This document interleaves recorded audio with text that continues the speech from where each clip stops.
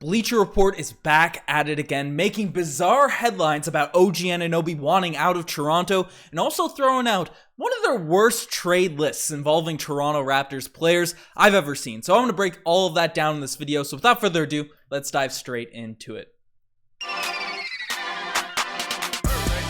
Hello everybody, Ben Rogers here, the Raptors Digest, breaking down the latest bit of nonsense coming from Bleacher Report, and it's making the rounds over Raptors Instagram, Reddit, and people are all flustered because a report came out from Jake Fisher of Bleacher Report saying that OG Anunoby, that's right, the Raptors two-way 3-and-D star, wants out of Toronto, given the fact that Scottie Barnes is coming in, playing a similar position, taking up touches, taking up roles, and I don't even have the specific article posting up. I'm not posting that one specifically because it's just been written off as nonsense. Apparently, the Portland Trail Blazers as well as the Utah Jazz are the two front runners to land OG Anunoby, according to Jake Fisher, but when the report was posted, when it was thrown out online, we had another news breaker, media personality come out and speak out on it, and it's none other than the Rookie of the Year, Scottie Barnes.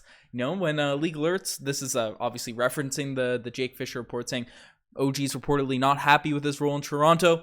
Scottie Barnes responded saying a close source said it's bad news. Fake news coming out of Bleacher Report, and it makes sense. It makes sense because if you read the article, the headline is something that's got everyone a bit captivated, everyone a bit bamboozled, right? Because where did this come from? OG Anunoby wanting out after he's got the most touches of his career in terms of shot, given the opportunities to create out there on the floor, play for a team that just bounced back, a team that fits exactly his timeline, that's been in a winning culture. He's won a championship with this organization, and he's a starter, key player for this squad, and Nick Nurse lets everyone sort of run wild and do their sort of thing.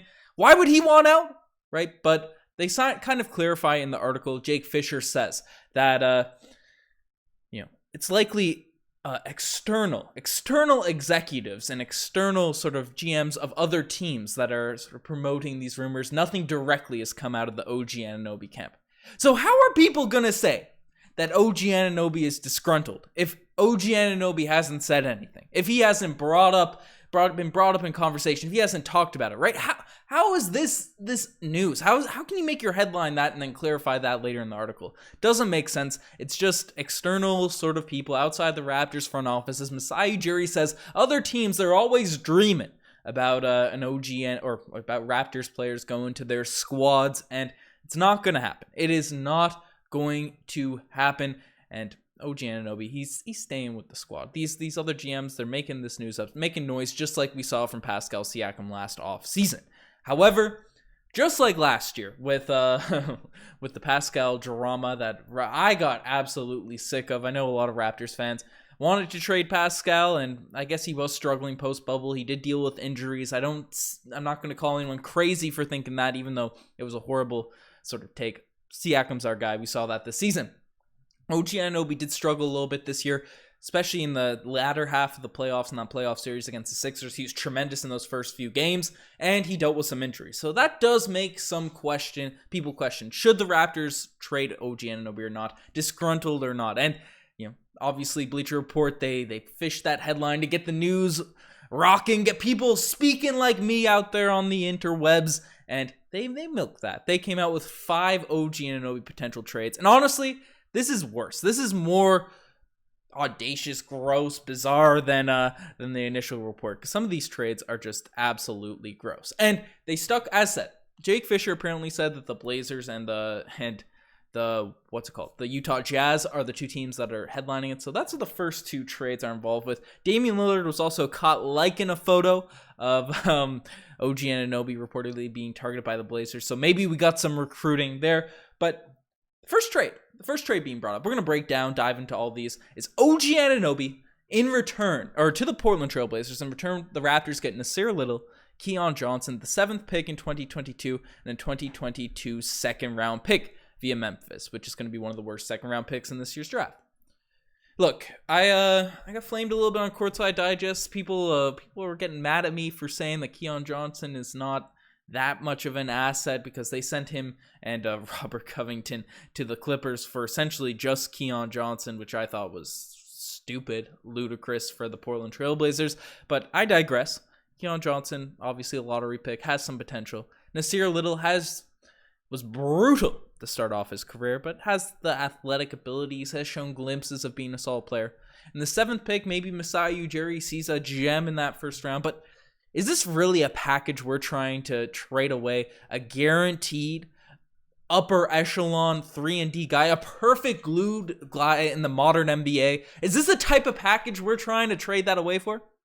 No, not in my eyes, unless Masai Ujiri sees a gem, a future star. OG Anunoby averaged close to 20 points per game this year and playing ridiculous defense, showing all that potential, that growth he has year after year. You can't give up on him for a package such as this. So that's a bit of nonsense. But this one that's coming up is just almost made me throw up. So this is the trade involving the Utah Jazz. And obviously the Jazz have been brought up as a topic discussion with Rudy Gobert. This is OG Gary Trent Jr., a 2023 first and a 2024 first round pick to the Utah Jazz. In return, the Toronto Raptors get Rudy Gobert, the Stifle Tower. Yes, he's a 3-time Defensive Player of the Year, but the article went on to say about how the Raptors would have to give a bunch of pieces. And I know I just read out the trade, so most people are already throwing out their golden kazoos looking at that one, but we debated, we contemplated about even just trading OG straight up for Gobert, and obviously, you make some cap magic happen, do whatever you gotta do. But Gary Trent Jr. on top of it, and we're the team throwing in first round picks? I came to the conclusion I wouldn't give up OG Anunoby straight up for Rudy Gobert. I know Gobert's the more established player. I know he has the defensive players of the years and all that sort of stuff. But you want mobile wing players that can shoot threes. And you know what? Gobert is a liability in the playoffs on the offensive end. And some could argue, obviously, the Utah Jazz didn't have the greatest perimeter defense. So he's dealing with a huge load on the back end of that Utah Jazz D. But some may argue, especially in that Clippers series last year, Gobert might be unplayable at times on the defensive end of the playoffs. And that's for your defensive focused guy. And he's making $40+ million per year. OG Anunoby is on one of the best team-friendly contracts in the entire NBA. And you're telling us we have to throw in Gary Trent Jr. as well? Another close to 20 point per game scorer, 23-year-old 3-and-D guy, and 2 first-round picks?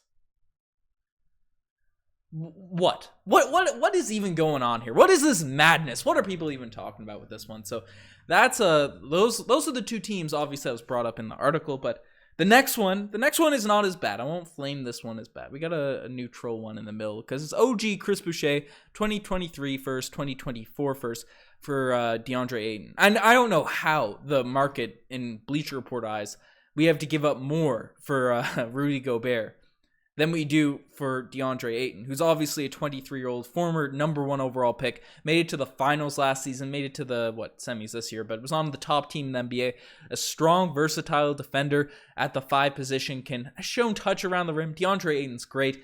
Giving up OG for him would be difficult, but obviously positionally and all that sort of stuff, maybe that makes a bit of sense, especially the Raptors development staff. However, I just don't know if I trust... Fred VanVleet is a phenomenal... And he got better at facilitating, doing the point guard stuff. But obviously Lowry... I think Lowry had a bit more chemistry with the Raptors bigs. Maybe it's because we have more skilled big men in Jonas, Serge, Marc Gasol with Lowry here.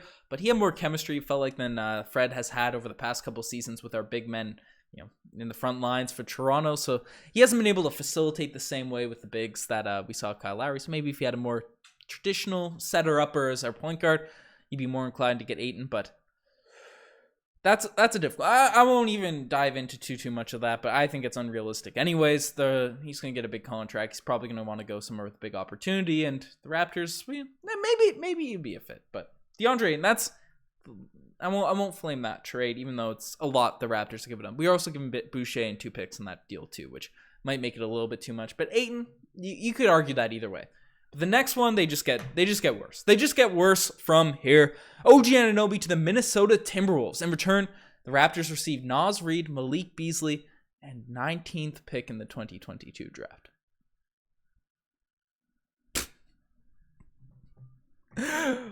Why? Why on earth will we do that deal? I know Naz Reid is young and he's shown promise as a big man, but defensively, he would be unplayable in our system. Nick Nurse wouldn't let him see the floor.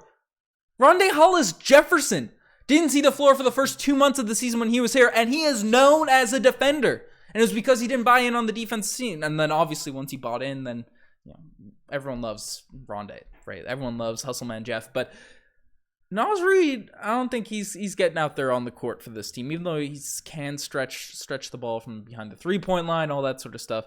Malik Beasley, he was a high scorer a couple seasons ago, but this year was just brutal for him. Fell out of the Timberwolves rotation there for a little while, so I don't know why you're getting him. And then first, do I want a mid, 17th, 18th, whatever that pick is this season? Nah, not for OG Anunoby. So get out of here with that nonsense. And the final mockery of a trade we're getting from Bleacher Report on this in this video.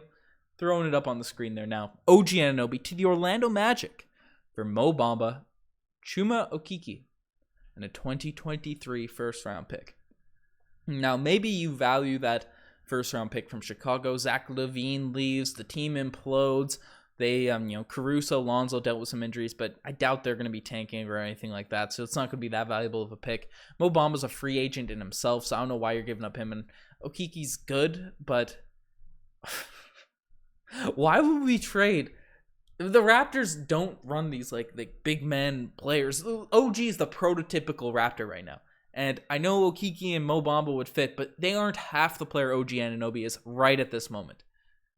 I don't know what to do. It's the off season, so I know people are fishing for content.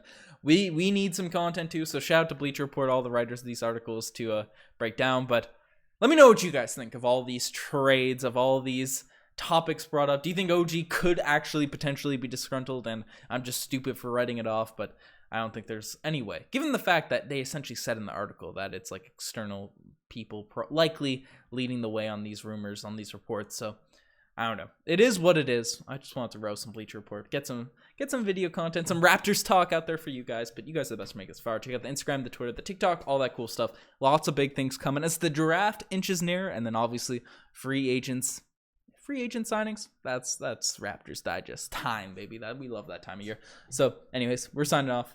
Cheers.